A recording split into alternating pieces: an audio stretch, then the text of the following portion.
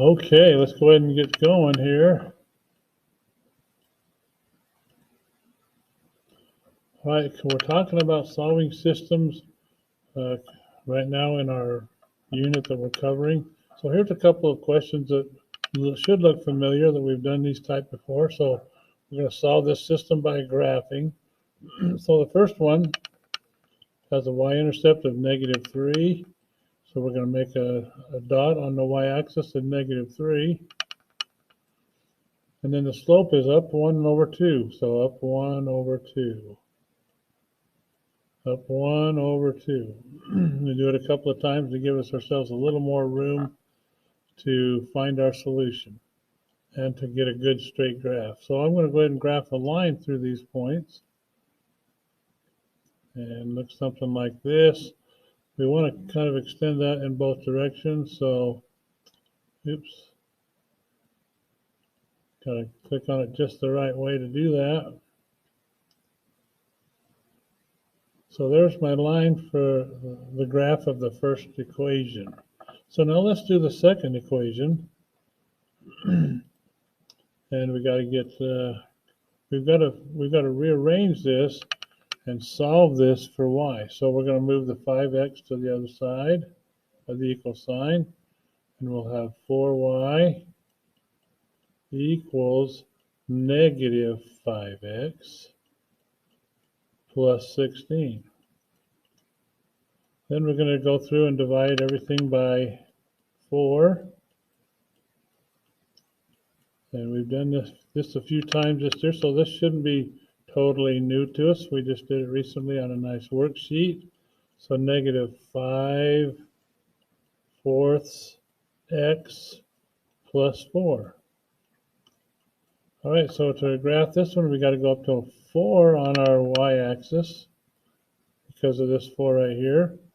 And then we're going to go down 5/4. So down 1, 2, 3, 4, 5, and over 1, 2, 3, 4.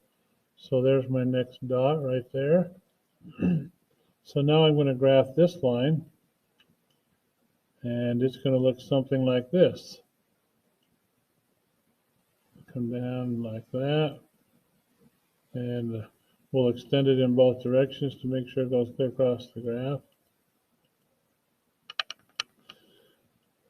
So there we go, and you can see right there that it crosses at a very easy to identify location. So what would be the coordinates of that point? Well, it would just be 4, -1. So that has one solution. All right, moving along. Estimation is a quick way of knowing what your solution should look like or checking that your answer is correct. So we've kind of mentioned these three possibilities when it comes to systems of equations. So we know that if we have parallel lines, there's no solution. If we have two lines that cross in one spot like that, that's considered one solution. And if the two lines, when you graph them both, happen to be on top of each other like this, that's the situation which is called infinite solutions. Well, estimating solutions for systems of equations using inspection is kind of an important process. It helps us to go through this in a much smoother way. You can expect the slopes and the y-intercepts of the equations in the system to determine the number of solutions for the system. So that's kind of important. You can inspect the slopes and the y-intercepts and draw some really good conclusions. For example, we know that if there's one solution, there's one intersection at an x and y point. If there's no solution, those are parallel lines that never intersect. And if there is infinitely many solutions, they're the same line. So they have the same slope and the same y-intercept if you stop and think about it. So let's look at this. Here's a pair of equations, and if you graph them, they cross at one point, so that's considered to be one solution. If you look at their slopes, the slopes are different, and the y-intercepts are different. That means also another way to determine that the lines are going to have exactly one solution, and they're going to cross at one point. So kind of an interesting way to look at it. Now I want you to understand these equations are not the equations that were used to graph these two lines. Otherwise, both of these slopes would be positive. Okay, now take a look at this. Here's a couple of lines that are parallel. So if you have two parallel lines right away, you can tell me that there's no solution.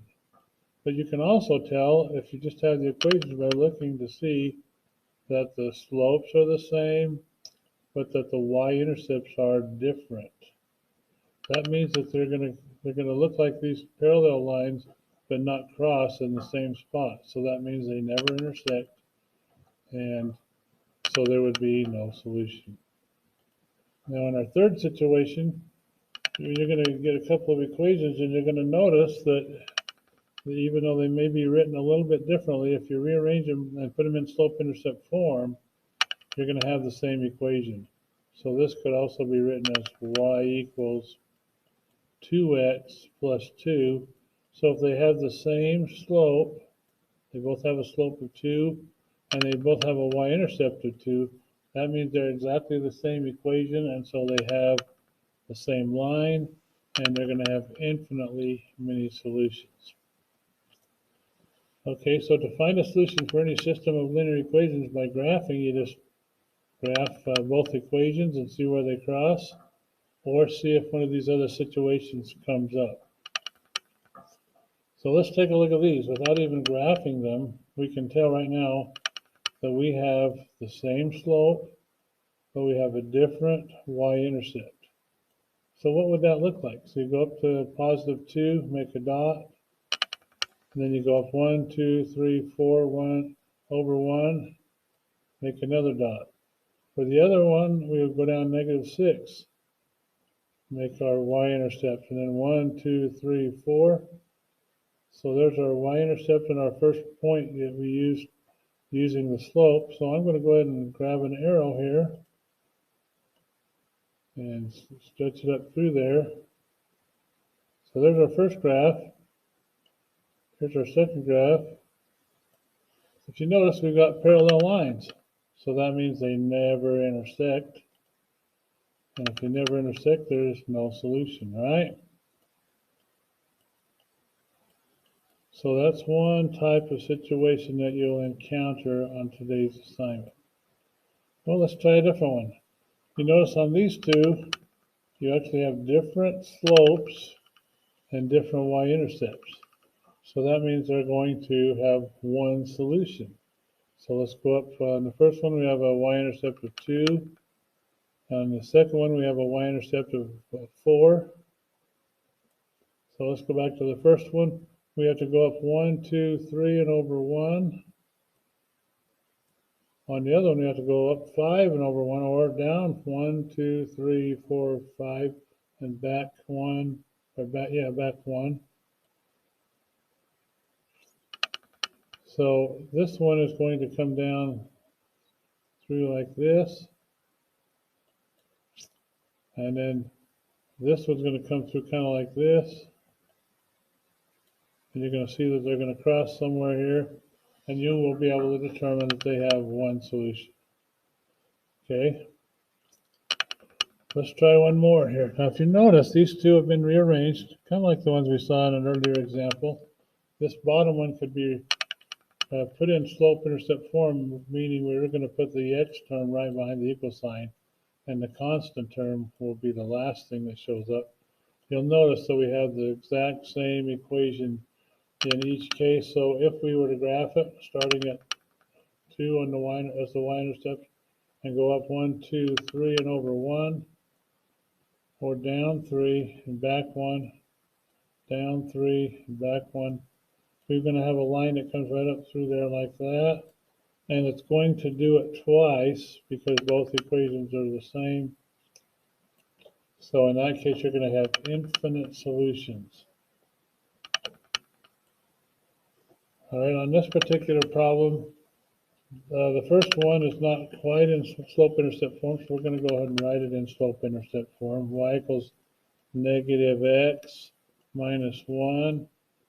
The bottom one we need to rearrange too, so that's going to be y equals negative 5x plus 3. And I didn't show a lot of the interim steps when I did that, but that's the correct solution there. So if you notice, slopes are different. Y-intercepts are different. So there's going to be one solution here. So the first one, we start at negative 1 for our y-intercept, and the slope is a negative 1. So the first one's going to look something like this. And it's just going to go all the way up through both sides of our coordinate system, like that. Okay, the second one has a y-intercept of 3. So up to 1, 2, 3. And a slope of 5, so down 1, 2, 3, 4, 5 over 1. So it's going to come down like this. And you notice it crosses right there at that point, because this line's coming down through like this. So that point is easily identified as 1, negative 2. So it has one solution. Because these had a different slope and a different y-intercept, you can tell, one solution. All right, so you got an assignment on Canvas where you're going to be able to do the same thing, and then you're going to input your answers right on Canvas, so it'll tell you if they're right or wrong. And we've gone to great lengths to make sure that those answers can be input easily and understandably so that you can do a good job. Thank you very much.